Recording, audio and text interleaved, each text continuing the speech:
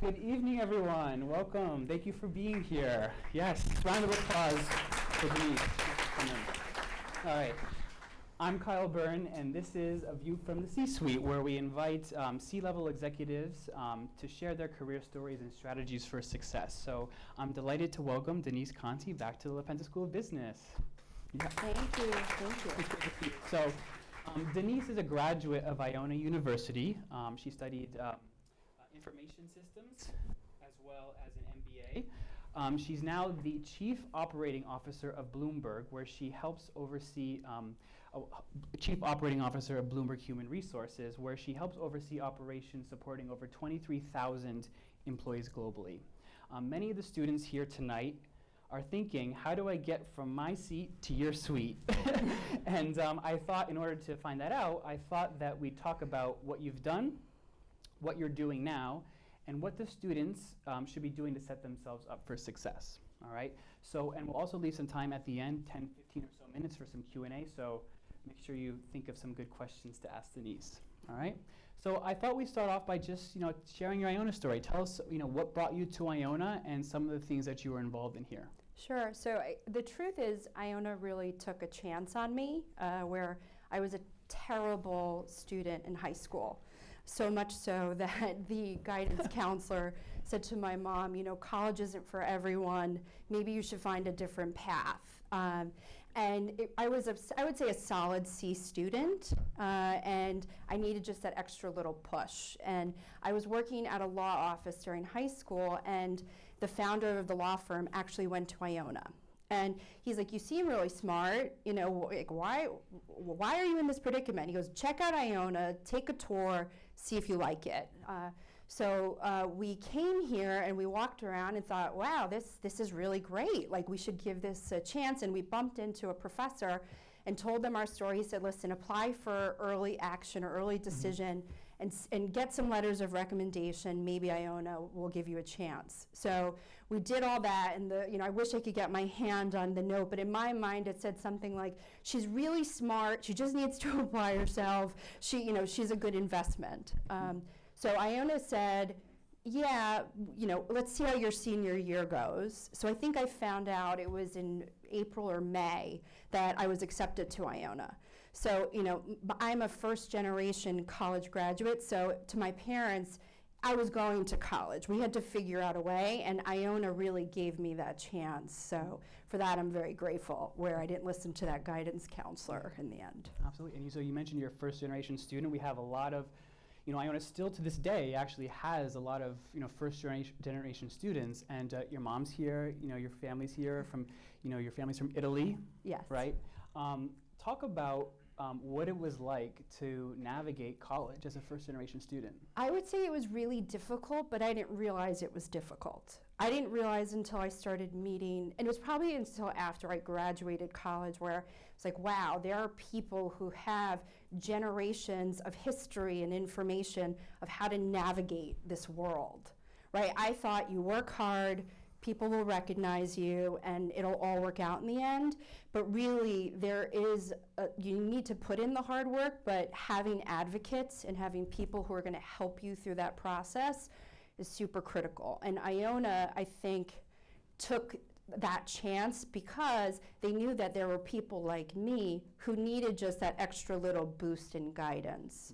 So I had support throughout my time that really prepared me for graduation and then what was next. So in addition to support, what else, did you extract, from the Iona experience that helped, lead to your success? Yeah, so for me, I had a major in information systems, so it was computer science and business.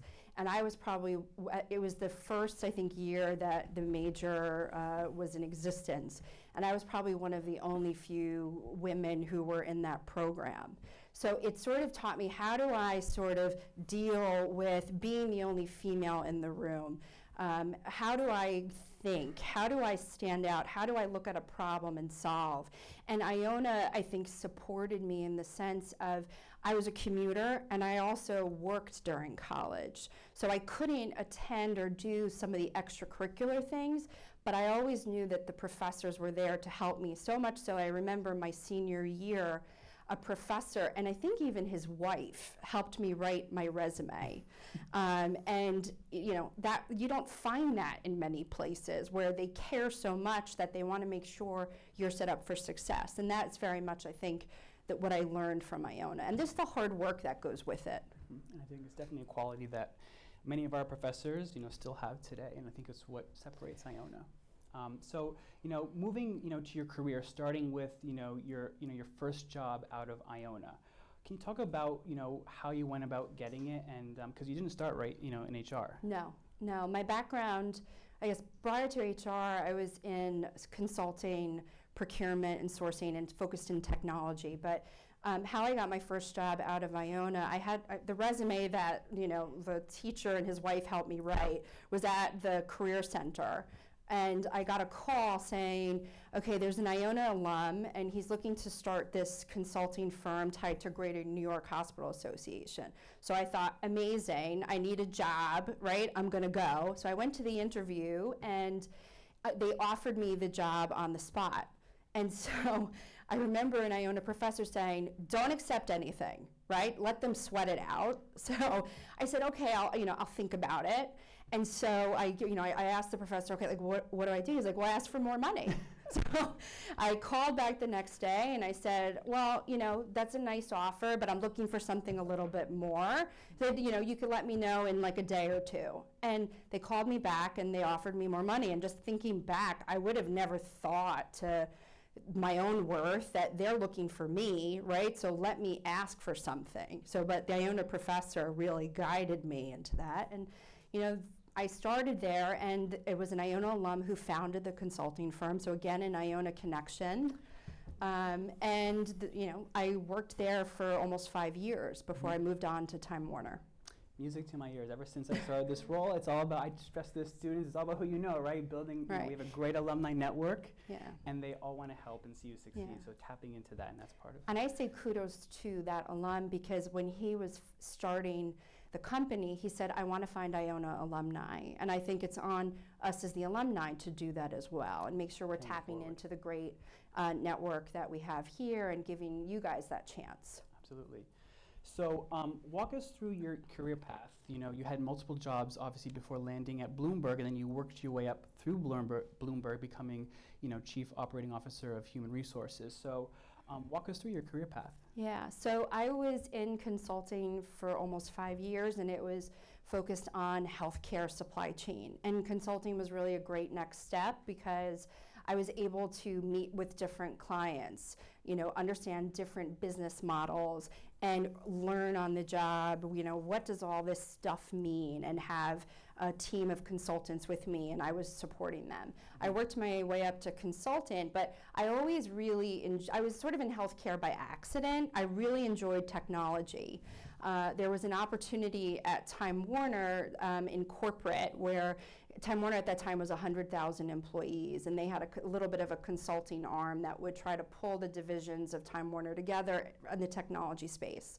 So I interviewed there, got the job, and again, worked my way up where I was very much the only female in a male-dominated room, where it was around server, storage, data center, and bringing the divisions of Time Warner together.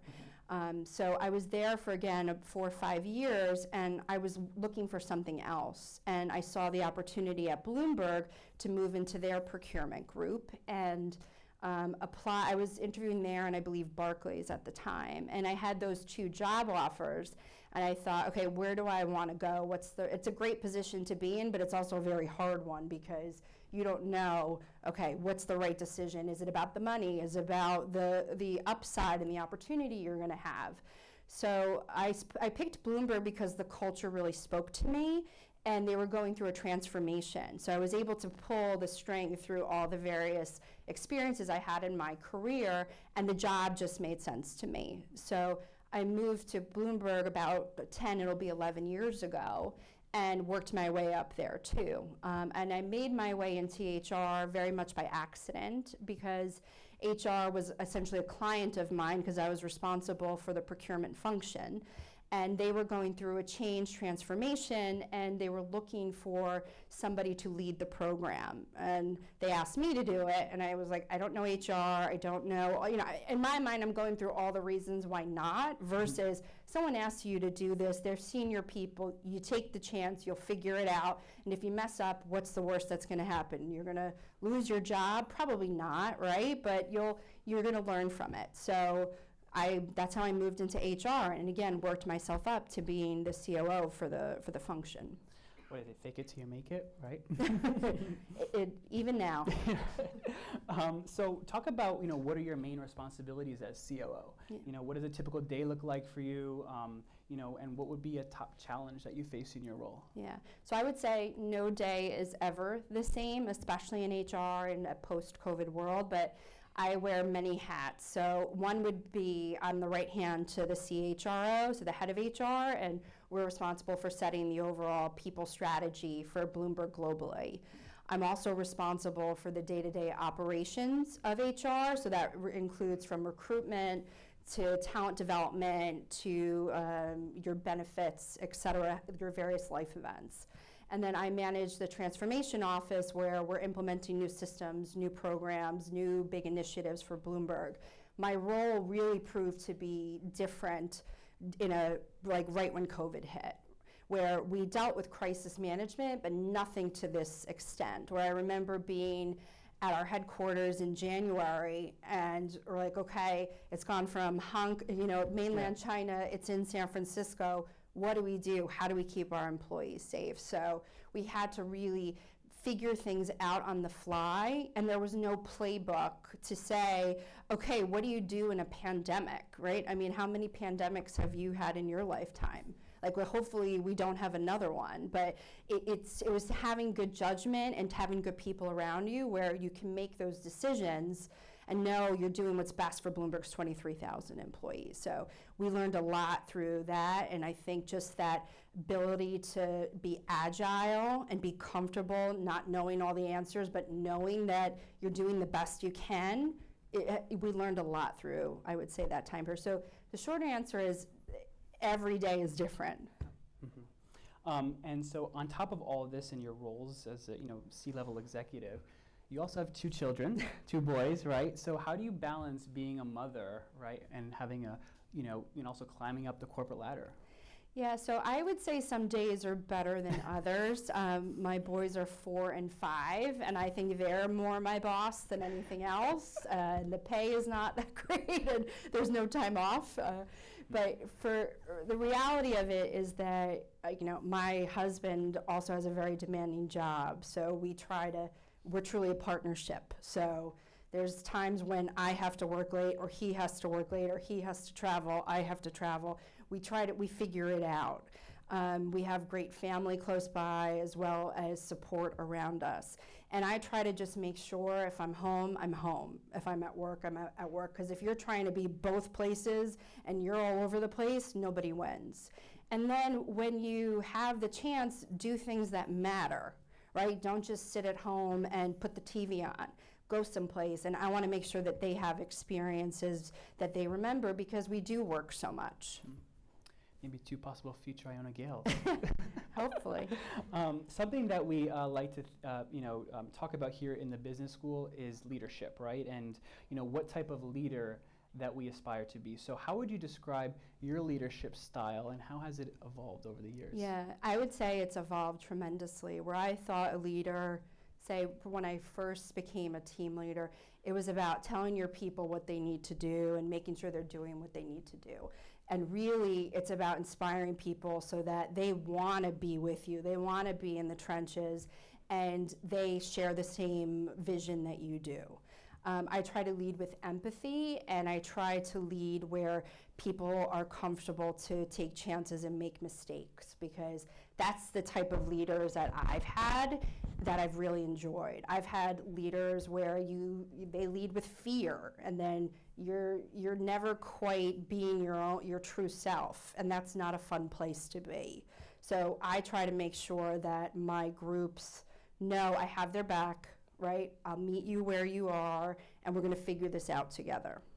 Awesome. We were fortunate enough to have two of your colleagues here in the business school a few weeks ago to talk about internships and entry-level roles at Bloomberg, and it seems like an awesome company to work for. Yeah. So what do you enjoy most about working for Bloomberg, and why should our students want to work there? Yeah, I sort of describe Bloomberg as work hard, play hard, right? We demand a lot, but we also are very loyal and we care about our people. So Bloomberg was founded a little over 40 years ago, and we still try to operate as an entrepreneurial company. So even though we're 23,000 employees across 160 countries, we still want to feel like we're a flat organization. If you have an idea, go, do it, make it happen. I think the people are extremely committed and our work matters. So almost all of our profits from Bloomberg LP go to Mike Bloomberg's foundation. So our business model is we're making money in the financial services sector, the news sector, but our work is actually making a difference in the world. So some of those causes could be gun control, education, climate control. So you'll see a lot from Bloomberg Foundation, and all that work is funded from the work that we do at Bloomberg. So that to me sets us apart in many ways, as well as the culture and the career that you could have. So I've been there a little over 10 years, and I've made many jumps and moves. So we want you to come to Bloomberg and build your resume and feel like you could have multiple careers and not feel like you're stagnant and you got to go someplace else. It's also a very cool building, I must say. Yes, and hopefully we'll have a visit soon. Yes, we're talking about the spring. Maybe the students here who come today get priority. We have great snacks. So that's all it takes to get them to come. Yes. So, it's always about the food, right? Showing up. That's all it takes. Although we didn't have food tonight, and they're still here, so I guess. Yeah. What would be the next? Speaking, obviously, continuing on Bloomberg, what would be the next big thing for the company? Yeah. So there's a couple things that are really top of mind for us. Obviously, we've gone from our culture pre-COVID was 5 days a week in the office. COVID put us all remote. We now are in a hybrid work mode. So this year alone, we hired over 4,000 people, and some people have never stepped foot into our office. So how do we keep the Bloomberg culture alive in a hybrid way? Because we've seen other companies really struggle and fail where they try to just take what they did, in January 2020 and have it apply today. It's just not going to work. There's Zoom fatigue. People are just not connected to the mission and vision of the company. So we want to make sure that our 23,000 employees are part of the Bloomberg culture and are operating at their best.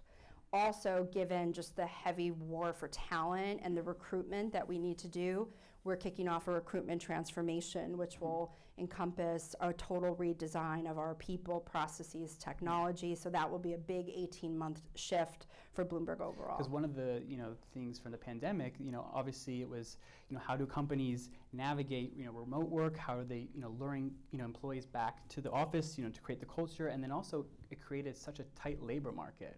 And so how has Bloomberg dealt with that? Yeah, so I think some things have been better than others. Where in our technical space, so we hire thousands of software engineers. We're competing with the likes of Google, Meta, Amazon, right? And if you look at what's going on in the tech space now, Bloomberg has tremendous stability. We're a private company, so people were getting these big offers where half of it was equity. That's down the tubes, right? Or you hear these horror stories where people had job offers and literally about to start on a Monday, they were called on Sunday saying, sorry, no job for you. Mm-hmm. Bloomberg doesn't operate that way. We're extremely stable, lucrative, we're a private company. So that's a big selling point for us. I would say also that the journey that you could have at Bloomberg, right? We want somebody who's going to come and then spend their career there, but not feel like I'm stagnant. So that's also a value proposition in our culture. Because it is a stable company, but we operate as if we're entrepreneurs, that is something that's very different. Awesome. Before we move into Q&A, I like to focus now on the students and talk about some strategies for success, as many of them are getting ready to leave Iona in several months or years. So what should they be doing now to set themselves up for success in the workplace? What advice would you have? Yeah. So I guess something, you guys have access to so much information, social media networks, and you have the Iona Alumni Network. I think if there's a company you're interested in, reach out, find people, figure out what the culture, because you may also think you want to work there, and someone on the inside can tell you really what's going on, right? So leverage your network. Listen, reach out to as many people as you can. Some people may not answer, but plenty will. So make sure you're building your network. And I think also what you have to imagine, we're reviewing thousands of resumes, and all students, they've all graduated college. At Bloomberg, we don't look at the college you went to, and we don't look at your GPA. What we want to know is, who are you? What are the things that you've done during your 4 years at college? What makes you tick? Do you have grit, or was it easy for you? Because we want somebody who's going to join Bloomberg and work really hard, play hard. So I think, I remember hearing it's all that matters, but it truly, truly does. So if I could go back, I definitely would have listened more, but take the time and make sure you're making the investments in relationships and that extracurricular stuff.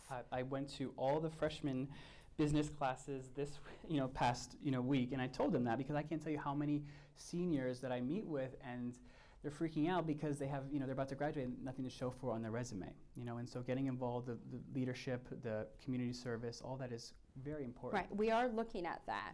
Because again, all of you have graduated college, so what makes you different from the next person to the next person? It's all that extra stuff. Absolutely.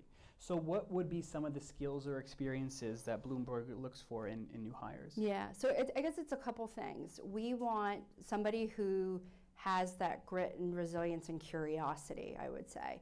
Like, are you going to look at a business problem and do what someone tells you to do? Or are you going to say, well, why are you doing it that way? What does that mean? What are we solving for? Are you somebody who's going to work hard and try to really push the business forward? So I know when I'm interviewing, I'm looking for curiosity and judgment, right? And have you had experiences in your life that, like if I think about me, I may not have been book smart, but I was very much street smart. So knowing how to build relationships, talk to people, and stand out in that interview process really makes a difference. I tell students all the time, especially when it comes to an entry-level role, they're going to teach you everything that you need to know about the job, but they're not going to teach you how to communicate. And so having that, those communication skills is very, very critical. Yeah, so because if you were to join our analytics class, you're in months of training.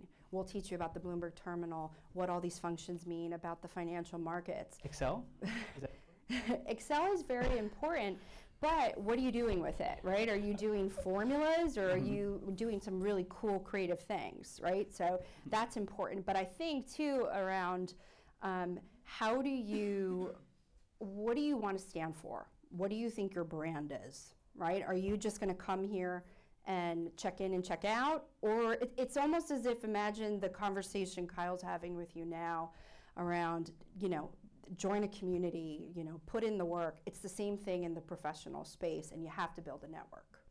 So as someone who, leads HR for a global company and who has hired a lot of people, I know you know a thing or two about what makes a candidate stand out in an interview. So what would be, you give 2 questions that would impress you or an interviewer in it? Yeah. So I would say very much you're interviewing us. Don't forget that, right? Because you want to make sure where you're going is a place you want to be, right? And you're going to be a culture fit, and that what we're selling you feels right. But make sure you take the opportunity to build the rapport with the person who's interviewing you. So, if I'm interviewing someone and they have no questions, I'm very suspicious about how is that technically possible, right? But get to know, okay, what do you like about working here? What's your day like? What's your team like? How are we going to work together? So have some questions to build that connection. And then a second question, I think, is showing that you've done your research about the organization, and try to weave a thoughtful question in, right? So if you're interviewing somewhere and you've done your research and you see that there's a new business acquisition or there's a shift in strategy, how do you incorporate that into a question to me? Because then I know you've done your research. So you're not here only because you're looking for a job. You're actually interested in Bloomberg, right? That to me makes you really stand out. Absolutely. And what about when it comes to the resume or LinkedIn profiles? So I would say be very concise. If you put a lot of filler words in, we're going to notice. Make sure that you're highlighting the skills that you are that stand you out in sense of if it's business, if it's analytical, if it's problem solving. Include those things so that we have something to build off of when we're interviewing you. I think also it could be something that you may think is not even significant. You're an Eagle Scout, or you volunteered, or include that.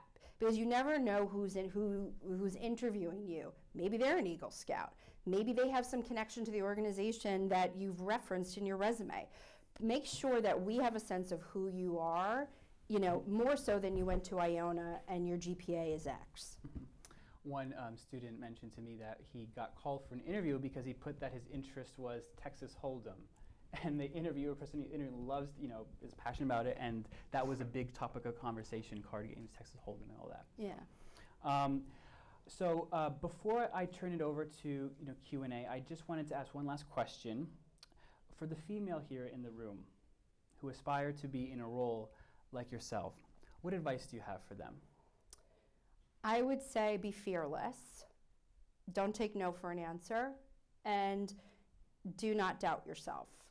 Right? Because you are going to face situations that you're like, should I do this? You're going to doubt yourself. If you, in your gut, you think it's right, you do it, right? Make sure you're putting yourself out there, because not everyone is going to take the opportunity to see you. So make sure you're making a difference. If you're in a meeting, if you're in a classroom, always make sure that you're asking a thoughtful question so that you're contributing. So that's something, and one more thing I'll add. I think it's mentorship and advocacy are super important.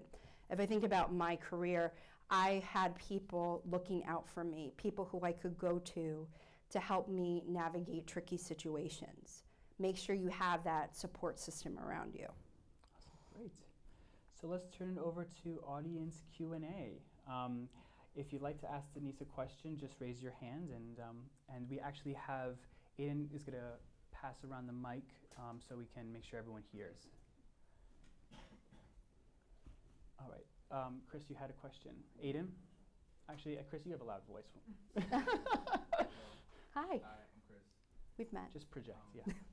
So as a C-suite executive, I'm sure you lead a lot of teams. How do you go about motivating the bad teams? Because I know some teams it's easier to motivate them because they're reaching their goals. How do you go about motivating the bad teams? Yeah, so I'd say the teams who are struggling, I try to understand why. Is it me as a leader? I've not been, you have to do reflection both ways. Why are they struggling? Is it that they're not clear on the mission? Is it that they need extra support?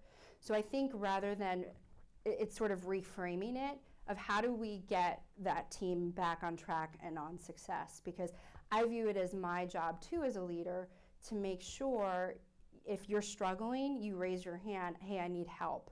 What do I do? And if some people maybe are not comfortable saying, like I remember early on in my career, I thought for sure I was going to be fired because I messed up this presentation. And I was really struggling with the analysis. It was Excel.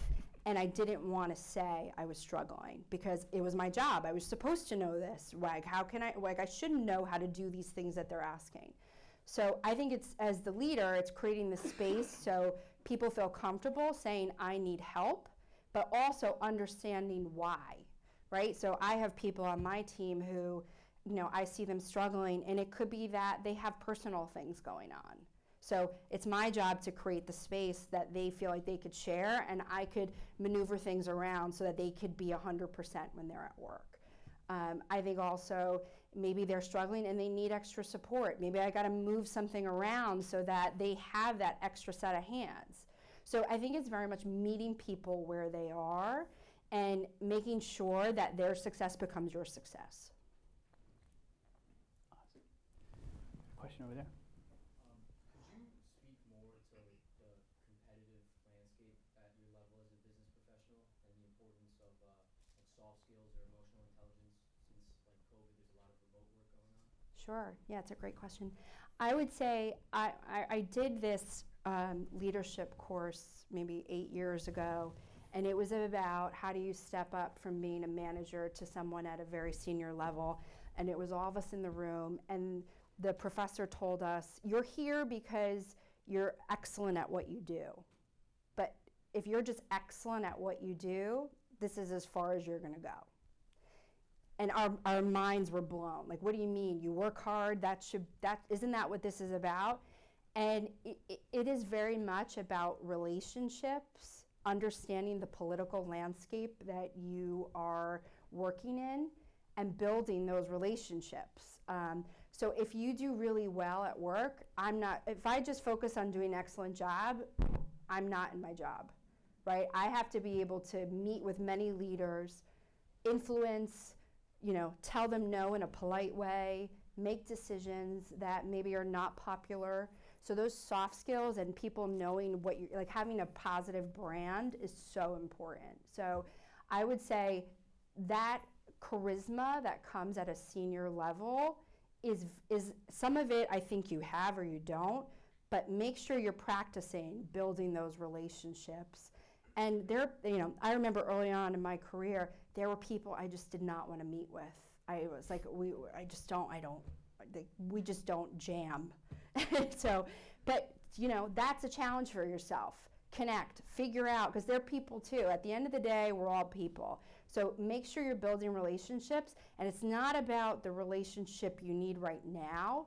It's about the relationship you think you're going to need in a year or 2 years. Because if say you have that not a great relationship with someone and now you have to work with them, it's too late, right? You want to make sure you're going really wide with your relationship. And I think COVID made that difficult because you're walking through the halls, you bump into somebody. Oh, hi, I'm so-and-so, great to meet you. So we had to be very deliberate in meeting people and making sure you're taking the time. So I think from your perspective, when you're moving on to your first job, make sure you meet as many people as possible and cultivate those relationships. And try not to burn any bridges. You never know who's going to come back around. You see it time and time again where somebody's on top, they think, that's it, now I could just start burning all the bridges around me, and then you find out you're all alone on an island and you're next. So you never want that. Professor Jarman. Hi, thank you for being here tonight. It's been really interesting.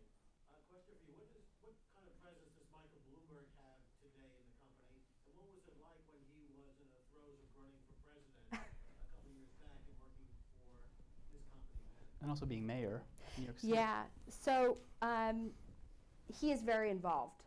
He's in the office, but he's also very involved from his foundation. So he's all over the world. You'll see he was at COP27 about climate change. He's, for all of the UN, he's very involved from there. So he's in the office and he is involved in most decisions.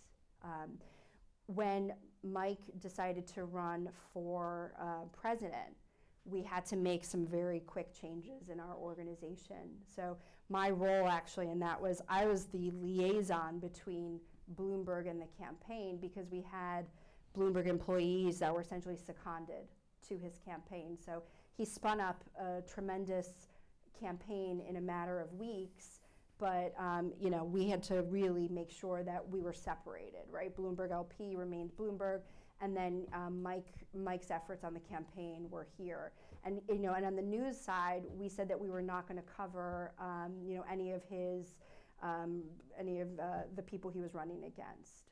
Mike, when he was at City Hall, he was not involved at all with the company. Dan Doctoroff, and so Peter Grauer and Dan Doctoroff were CEOs and chairman of the organization.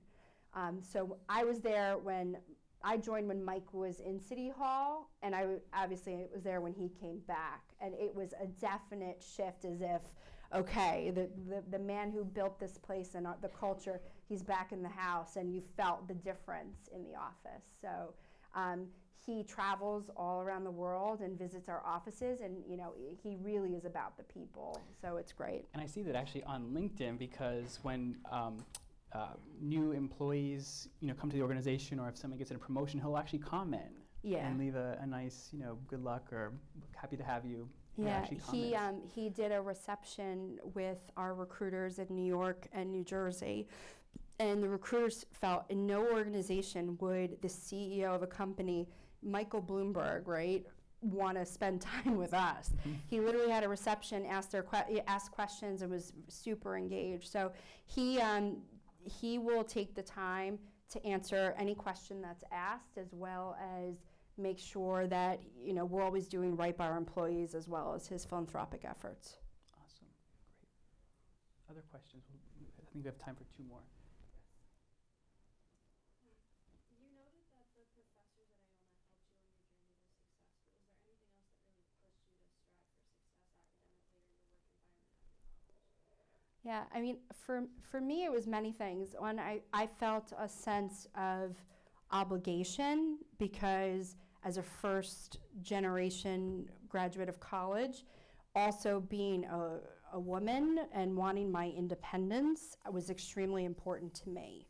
So I wanted to make sure that when I graduated college, that I was on a path to being truly independent in that way, so I could make decisions and be in control of my next steps. And I actually went for my MBA because at that time there were companies that were turning you away if you didn't have your MBA. So I wanted no reason for a company not to look at my resume. So for me, it was always about, I want to continue to grow, I want to continue to make a difference, and I would say I never thought that I would be as successful as I am, but if I look back, I made decisions that were building blocks on top of all my experiences that really started with Iona in many ways, because my major was in computer science for business, and I use some of those things even today, oddly enough. And same thing with my MBA. I just didn't know it, right?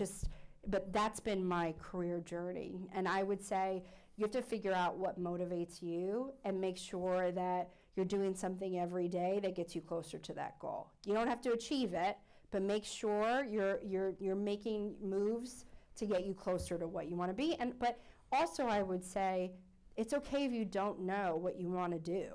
But if you know, I sort of like this, maybe that, make sure you're putting yourself out there so you could actually figure out what it is that you want to be. So next time you have that exam, or you're learning about that topic in class that you don't like, well, now you know that you could be using what you're learning in class in the future. Any other questions for Denise? Yes. Hi, my name is Jordan. What would you give 21-year-old yourself? What advice would you give yourself? I thought there was only one more question. I would say trust your gut, trust your instincts, right? If something seems too good to be true, probably is. If something seems worth it, give it a chance, be comfortable taking risks. I feel like I was very focused on having a job, making money, being independent, where I could have probably taken a bit more risks. I remember when I graduated, I had a job right when I graduated college, and several of my friends did not. And they were like at the beach or something in the summer, and I thought, what am I doing? I should be backpacking or going to the, and so in my mind, it was the worst thing ever that I had a job and I was setting myself up for my future. So if I would tell my 21 self, it would be, it's a moment in time and it'll all be okay. Just work hard, make sure you're doing right by yourself every day, and it's okay if you miss the beach with your friends, right? That's not gonna set you up for the rest of your life because you went to Jones Beach, right? But when I was 21, I was miserable. I could not believe that I had a job and I wasn't free for the summer, so. I do have a question. You mentioned beach, and I'm thinking about the beach mod. What would be your favorite? What was your favorite spot on North Avenue as an undergraduate or MBA student? Restaurant. It doesn't have to be. I know back in the day. I'll keep it sort of like the diner was great, which isn't there anymore.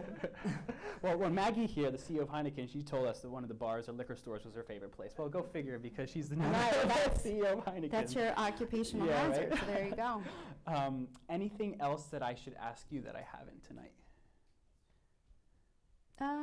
No, I don't Or think anything so. else you'd like to say? No, I mean, I just think thank you so much for the opportunity.